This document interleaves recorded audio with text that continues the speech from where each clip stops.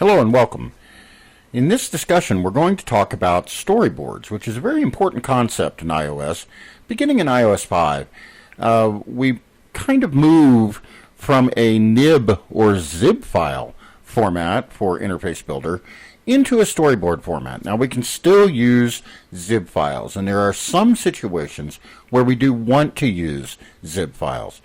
But if you're moving from an earlier version of iOS and moving into iOS 6, 7, whatever, then I would strongly suggest that you use storyboards whenever possible.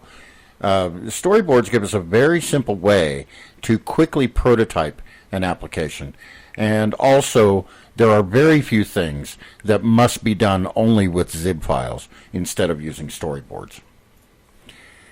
So, as I said, storyboards were added in iOS version 5. The primary visual difference between developing with storyboards and developing with zip files is that when we develop with zip files, we can only see one view controller and its view, one primary view controller and its view at a time. With storyboards, we're seeing many views and their view controllers and how they relate to one another at one time in Interface Builder. And this is different.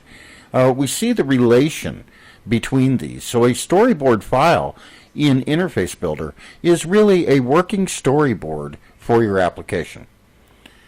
Storyboard files are compiled into the application. Zip files are also compiled into the application, but the difference is that we must do a little bit more with zip files to get them to work. We have to do some things in application did finish launching with options in app delegate, as we already know with zip files. With a storyboard, we don't have to touch that method of the app delegate. The activity of presenting the storyboard when the application is run is handled for us when that storyboard is compiled into the application. So, as I say here at the bottom, many details of application design are hidden using storyboards. This can be a good thing. It can also be a bad thing. When you're learning, sometimes it's important to see how things actually fit together, and then as you learn how that get that underlying knowledge of how things are working in the background, then we can transition to storyboards. So a lot of these view controller types that we're going to talk about in upcoming sessions, like the navigation controller we talk about here in this unit, and in tab bar controllers and things like that, will present both ways. One way with a storyboard and the other way with a nib file, so you can see how all the pieces fit. So how do we create a storyboard app? Well, nothing could be simpler.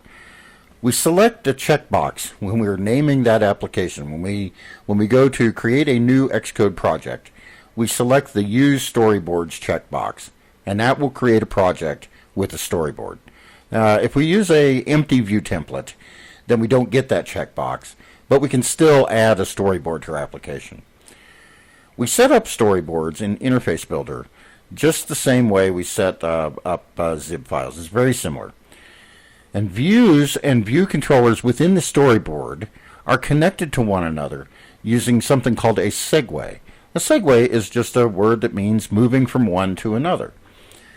To make a segue, we can control-click and drag from the active element or the active control of one view to another view controller, and then that makes a method that will be compiled into the first view controller's code that actually displays or does whatever we want it to do to the second view controller.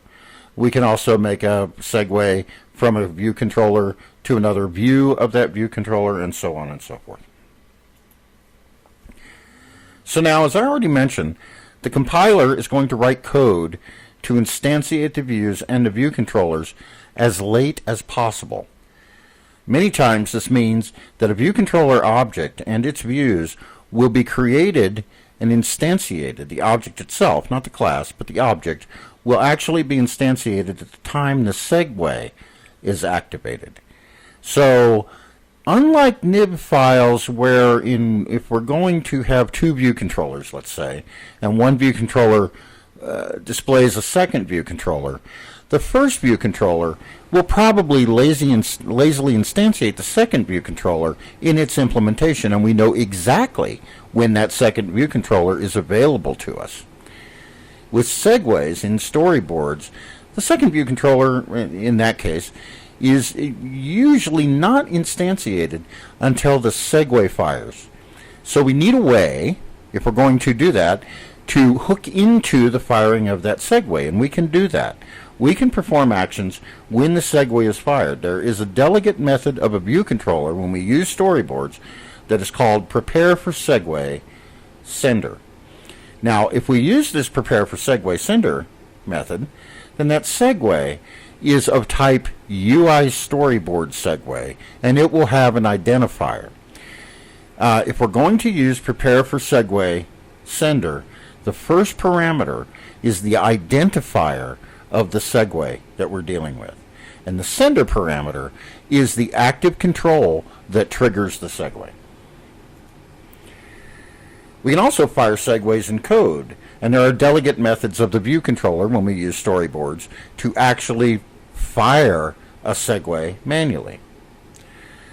If your app is going to contain more than one segue, as I already mentioned, you must give every segue a unique identifier, even if you're not going to use either of these prepare for segue sender or any of the delegate methods of a segue, of a view controller that deal with segues. You need to have a unique identifier, and really it's a good practice to just have a unique identifier on every segue that you set up in a storyboard application. Just do it. And the way you do that is you select, and I'm sorry about this tooltip text, show the size inspector that just came up, but in the attribute inspector for the segue, we have selected the segue in the hierarchical panel on the left-hand side of Interface Builder. We've selected that segue, and then we've typed in an identifier. Here I've called it my segue. Okay, so this is really very simple to set up a segue. Now there's basically three types of segues. There are push segues that we use when we're using navigation controllers. There are modal segues when we use when we are just popping up another view controller and displaying it modally on top of a first view controller. And there are custom segues, and we'll talk about those as we get to them. All right.